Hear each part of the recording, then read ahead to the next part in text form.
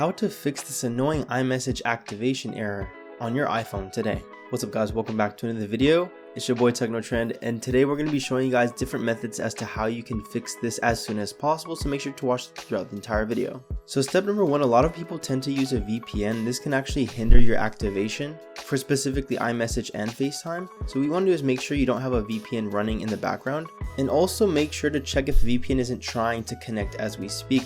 So even though it doesn't show up here that says VPN, sometimes our VPN apps try to consistently connect so we don't go on a network without having VPN protection.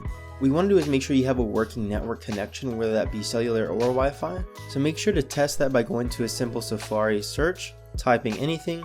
And now that we know that the network isn't the issue at this point, what we want to do is go ahead and turn off our iPhone and turn it back on. We still have a couple more fixes, so stay tuned for the rest of the video. Next, what you guys want to do is sometimes we tend to have old certificates on our Wi-Fi networks. Next thing we want to do is go ahead and erase the Wi-Fi source and reconnect again. So go into the Wi-Fi, click the little eye on it. Once we're inside, click forget this network, and then try entering it again and see if activation works. And if not, this final tip should be the working point. What you want to do is go back into settings, then go all the way down to iMessage or FaceTime, whichever one that you're having the issue with.